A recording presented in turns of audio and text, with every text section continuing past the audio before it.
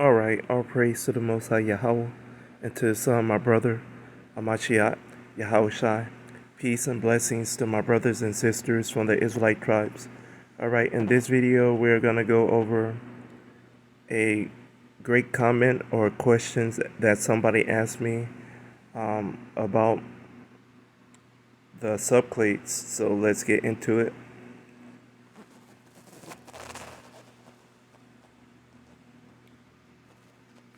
So we scroll down. So Melissa Williams asks, how do you know each subclade come from Judah, Gad, Levi, etc.? That's a very good question. So let's get into the information. All right.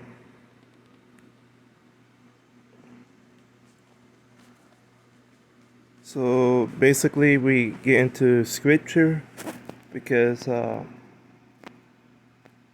this is dealing with not just DNA information, but it's dealing with scripture. So Genesis 29 and 30, we get a lot of the information from.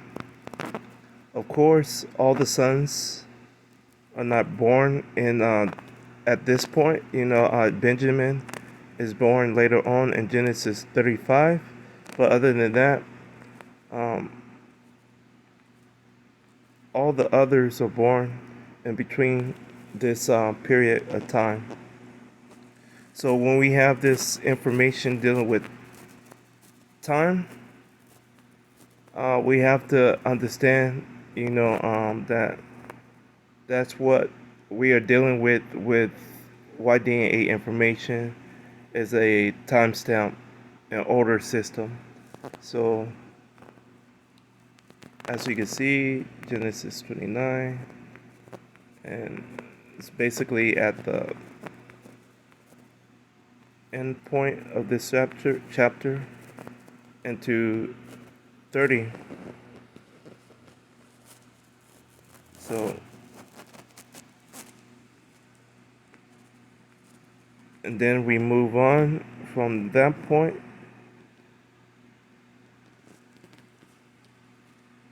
to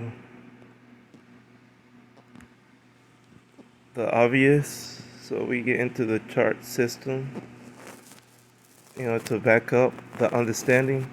So this layout is basically letting us know the mothers and the children. So when you get into the information of DNA, you have to understand that it's a sequence in an order that goes along with every son and sibling. So we have to understand that, the siblings that are closest but that are time consistent and related at that point. So Issachar and Zebulun can't be a closely time oriented sibling according to what we know. So yes, they are very closely related to Judah and Levi, but at the same time there was a birth order. So that's how we understand that process from the finding mutations and the sequence and the order. So I hope I'm answering your question accordingly, and I hope everybody is being edified. So as we look at this chart, we notice that everybody has different mothers, so that plays a part as well. So we get into the whole layout of everything. So we get into a format that shows us a little bit more. So we've been here before. This is haplogroup E-M2, E1B1A, subclades. So we get into the subclades. So I'm gonna scroll down to the tree.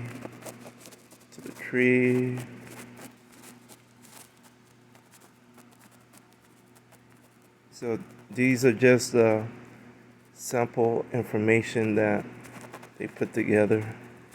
So we scroll down, and also some of this is where I get those root tribes from. So eventually, when I show everybody the root tribe information, you'll see some of this dealing with that. So I'm gonna just scroll down.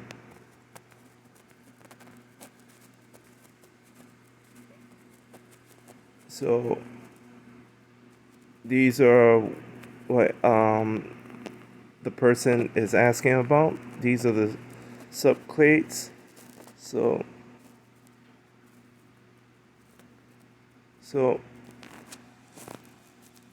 when I was studying all this information, there was a lot of rush drafts that I had to put together. There was a lot of trial and error with the information that I was trying to understand about these subclades and charts and everything.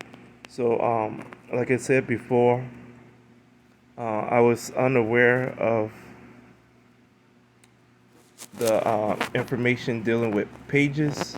Pages was just another test site or lab site for DNA information, and I thought it was dealing with another Wikipedia source of information that I had to look up a website for on Wikipedia, but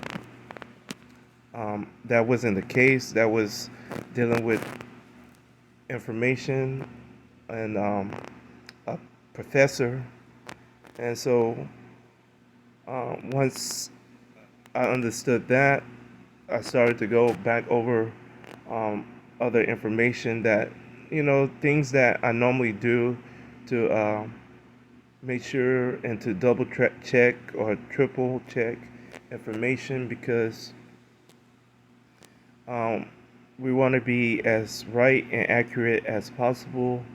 And not just that, but it's DNA information and scripture. So I also, revisited, as always, Genesis 49 and Deuteronomy 33 and other scriptures that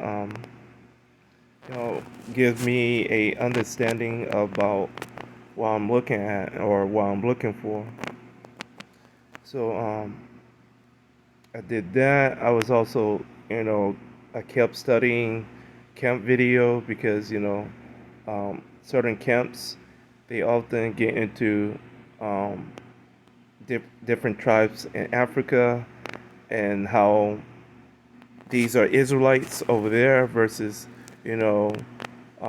other groupings of people in Africa that aren't Israelites.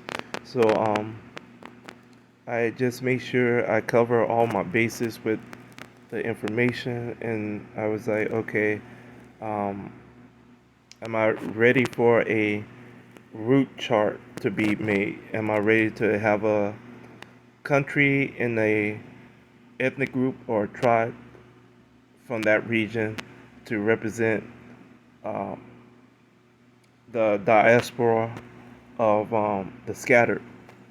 And that what um, all this information is getting geared towards, because we just have to have a basic understanding of who's who, and then once you start to collect that information with these subclades and just putting together the tribes of Israel, then people would know exactly who and where they are, even if they are scattered.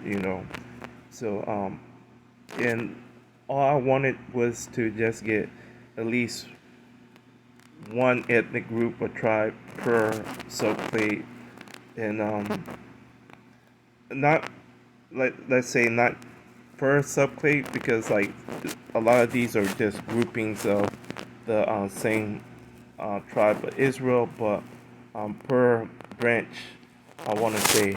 So people want to say, well, you're missing some of the defining mutation with a tribe, but that's not the case. It's just closely related um, generations and people under a branch. So um, they go how? Well, I know. So we go to the bottom of this chart, and the bottom, as we understand, if we go by what we know about Israel and his children, we know for a fact that Benjamin is the last son.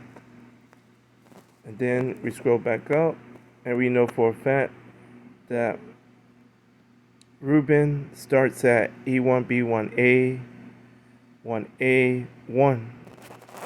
And the common defining mutation marker would be M180 slash P88. So this being a rare branch of the DNA setup, the most common marker that I found was M180, and after finding the right information, I found out what tribe this was dealing with. So I was then able to find out other information. Likewise with Judah, which is M149. A lot of these groups are dealing with split people groups of other ethnic backgrounds and superclans. So you are dealing with either a super grouping of several Israelite tribes or a super grouping of split groups of different races and ethnic groups. And Israel is a split percentage of that people group.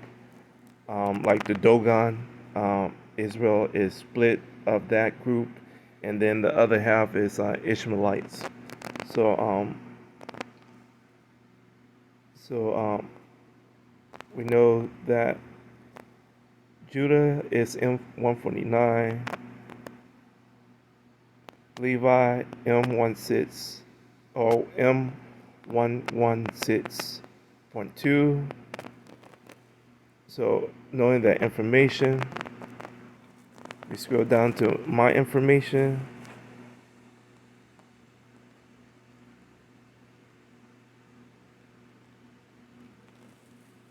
Let me see if I can find it.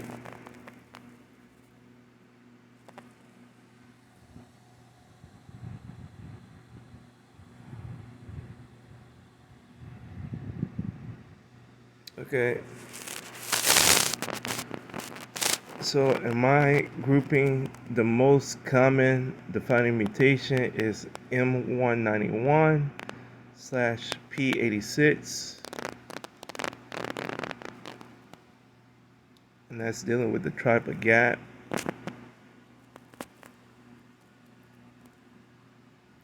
So you have all of this dealing with the tribe of Gad. I'm U186. And then after that, you have a closely related sibling dealing with P52 or P252 slash U174. That would be Asher.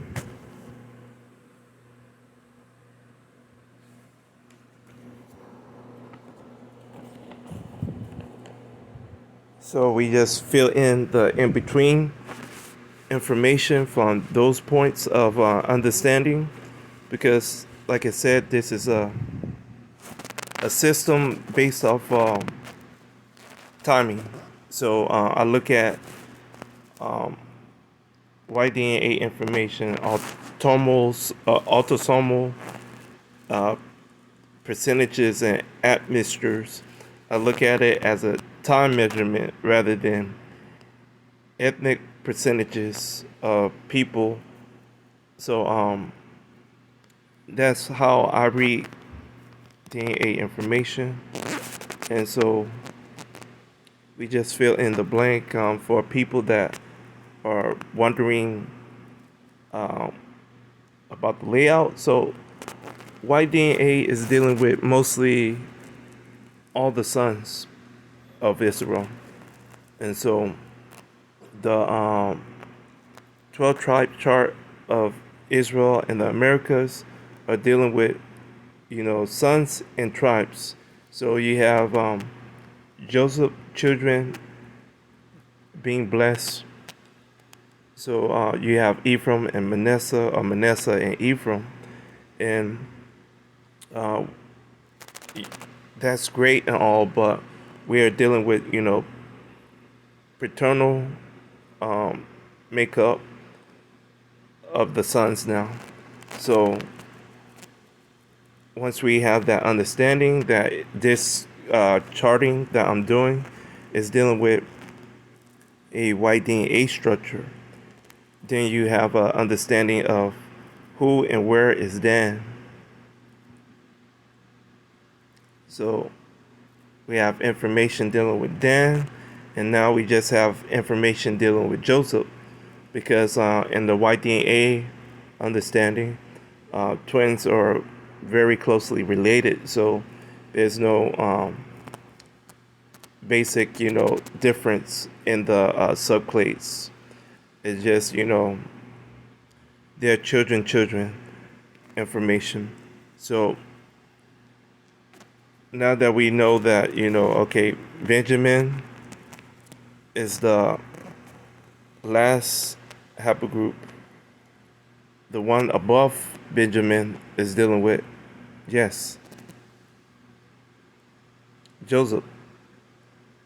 So, like all the scriptures say, Joseph is fruitful. So, yes. So you're looking at Joseph above Benjamin.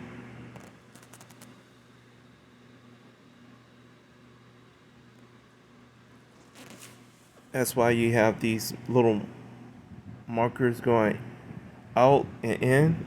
So Joseph begins at this point right here, U175. That's a common defining mutation, as well as the other groups. So you have all these people dealing with Joseph until V39. And then we just fill in the gap. Everybody wanted to know who and where Dan was. So we know, Dan is right after Judah at M155. So we are getting, um, information of the sons of Israel when we are covering this YDNA subclade information, because, there's no more suspense in who and where is Dan. So this is the benefit of having a YDNA format of the 12 tribe chart, because you get all the sons basic subclade information, and once you do that, you are able to track down all the, other groupings of the children. The 12 tribes of Israel, they are using a charting system based on, I believe Genesis 49, also Revelation 7. So the format that they have is dealing with, a legitimate, format system. We are using formats, scriptures and everything. But the only disagreement I have is, is the people group, the ethnic groups that they are referring to Israel are not the accurate groupings of people. So you have a tribe chart in the Americas that are dealing with mostly Arawak people. Arawak people are dealing with, you know, Japhetic European people and Japhetic Asian people. And most of these people are variation of skin complexion. Not all of them are pale complexion, and not all of them are dark complexion, but there's a variety of complexion types. And that's the whole concept of Japhetic people. These are imitation groups of people that imitate the native population. So you have those people groups, and then you have Shemitic Moabites, who are the Aboriginal Australians. That was the first native groupings of people that was in the Americas. And they basically, are dark complexion people, and they are, Shemitic people, and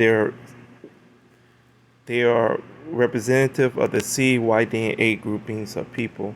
So these are dark complexion people, and we tend to, say, okay, all these dark people are also Israelites.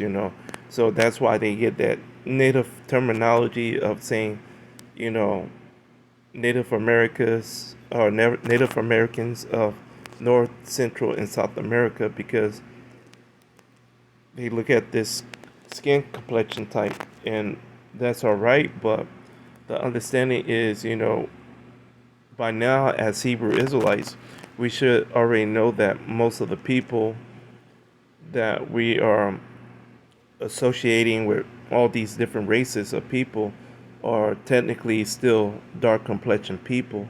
So we should have a basic understanding that not all these people are Israelites, to begin with, because we are not going to claim Elam, and we all know that Elam are, just as brown and dark as Latino people and Hamitic people. So how are we going to claim these people that are Arawak people and not claim Elam? Now, the only thing that I agree with most Israelite camps is when they go, okay, the popular groups in West Africa dealing with the Igbo and the Yoruba and the Iwe people, they are easily and quick to claim all those people as Hebrew Israelites. That's great and good, and I agree with that. And they are also quick to claim the city people in India as well. I agree with that. All those people groups are dealing with E1B1A subclade groups of people.